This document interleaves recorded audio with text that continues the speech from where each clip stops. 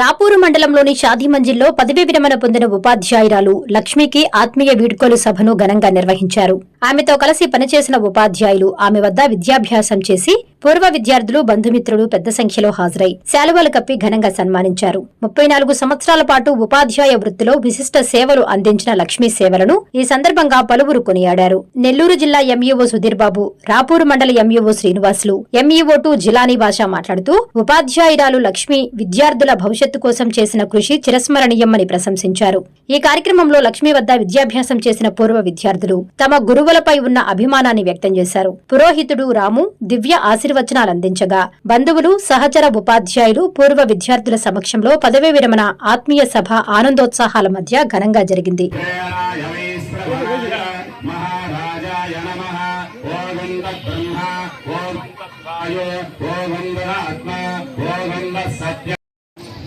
సౌజన్యమూర్తి రాపూరు నందు సాగిన మీ అక్షరాభ్యాసం, మీ బోధకు వేసింది సోపానం, ఉపాధ్యాయుడైన మీ నాన్న ఉపదేశం, మీ జీవితాన వెలుగు నింపిన సందేశం.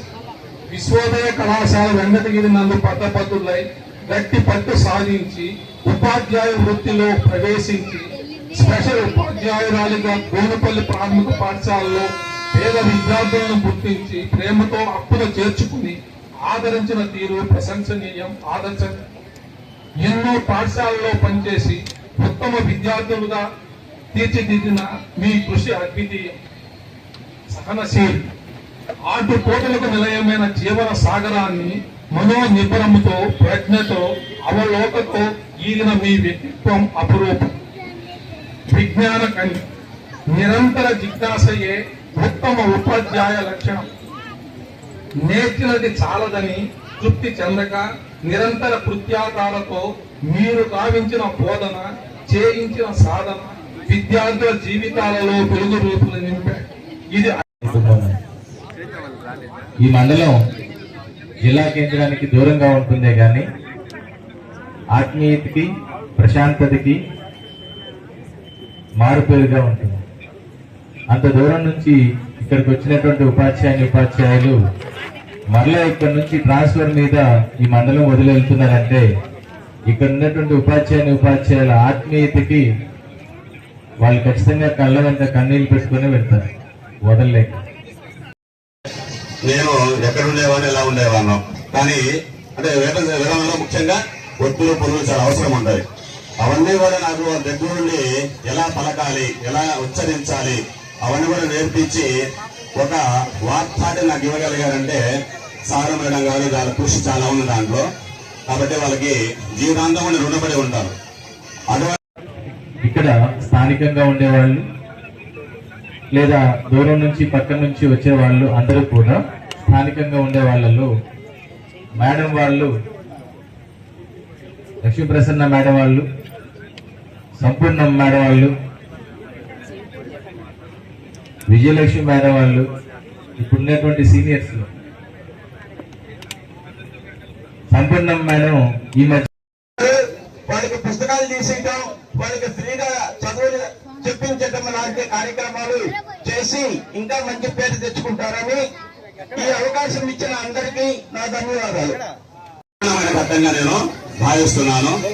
కాబట్టి ఇది వాస్తవాన్ని చెప్పాలంటే నేను వాళ్ళని ఆశీర్వదించుకున్నాను, వాళ్ళు నన్ను ఆశీర్వదిస్తున్నారు ఇప్పుడు. కాబట్టి ఆ పేరుకి నీకు అలా అనిపిస్తుంది నేను ఆశీర్వదిస్తున్నట్టుగా, కానీ వాళ్ళ ఆశీర్వాదం కోసం నేను రావడం జరిగింది. కాబట్టి దయచేసి ముందుగా నాకు సార్ గారు, మేడం గారు ఈ బ్లెస్సింగ్స్ నాకన్నా చేయాలి.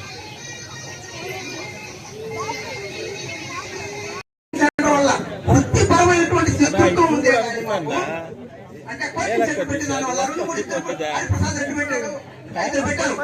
వృత్తిపరమైనటువంటి శత్రుత్వం ఉందే కానీ ఇంకా వేరే విధమైన శత్రుత్వం లేదు. ఇకపోతే ఇంకొక శత్రుత్వం ఏంటంటే కొందరు డబ్బులు అడిగి ఇవ్వాలనుకోండి, ఎందుకంటే డబ్బులు అడిగి ఇవ్వాలంటే కొన్ని అనుభవిస్తా ఉన్నాం మేము వాళ్ళ దగ్గర రాకుండా. మళ్ళీ మూడో వ్యక్తి అడిగినా కూడా, మంచోడు అడిగినా కూడా లేవడతాం. ఎందుకని ఆ విధంగా శత్రుత్వం, ఈ రెండింటి విషయాల్లో శత్రుత్వం ఉందే కానీ మా ఎవరు శత్రుత్వం లేదు. ఇందాక ఒక పెద్ద మనిషి వచ్చాడు నా పక్కన వచ్చిన 10 నిమిషాలు మంచి సలహాలు ఇచ్చాడు. పేరుతులేమి మంచి సలహాలు ఇచ్చాడు. నిజంగా కూడా నాకు చాలా వారికి కూడా నేను ఇంకోటి కూడా పెట్టడంలో ఎప్పుడు కూడా మా వాళ్ళ మీరు అంతా అంటారు కదా, మీ అన్ని ఉంటాయి కదా, పనైనా పూర్తి చేస్తుంది. నేనైనా పూర్తి చేసినప్పుడు వద్దు అనేటువంటి మాట, అంటే ఆడవాళ్ళ ఇంట్లో ఎందుకు అది పెడతాం, ఎందుకు అది పెట్టే సాలదా, ఇది పెట్టే సాలదా అంటారు. ఎప్పుడు మొన్న కూడా నేను ఒక 10 అనుకున్నా, ఏదో ఒక విషయాన్ని 25 అనేసింది. హ్యాపీగా ఉన్నా. మొన్న ఒక కార్యక్రమం జరిగితే నేను అడగల, నా మనసులో 10. అందరూ వేలేనంత వరకు వచ్చేసి చాలా సంతోషంగా ఉంది. మన సుధీర్ గారు వేయమ్మ గారు ఎంతో పని పెట్టుకొని కూడా ఇక్కడికి ఇచ్చేశారు. మేడం పోకపోతే ఇప్పుడు కూడా తెలుస్తుందేమో మేడం అనే ఒక భయం ఉంది. తన అధికారైనా చాలా పెద్ద అధికారైనా మేడం పోకపోతే చెప్తారేమో అనే ఒక భయం ఉంది. ఏమనుకుంటారేమో సుధీర్ గారు ఇప్పుడు కూడా భయం ఉంది మేడం అనుకుంటున్నారేమో. తర్వాత మన ఎంఏఓ గారు, ఎంఏఓ 2 గారు అందరూ సభాముఖంగా వాళ్ళతో ఉంటే ఫ్రెండ్స్ తెలుసు. కాబట్టి ఆ అమ్మాయి ఈ రోజు పట్టుబట్టి నాకు బిడ్డలాగా, ఒక ఆడపిల్లలాగా, నేను ఆడపిల్లలాగా చూసుకుంటున్నాను ఆ పాపని. ఈ రోజు పట్టుబట్టి అత్తమ్మ ఇది చెయ్యాలా అని ఈ రోజు ఈ కార్యక్రమాన్ని చేయించింది నేను ఊహించలేదు.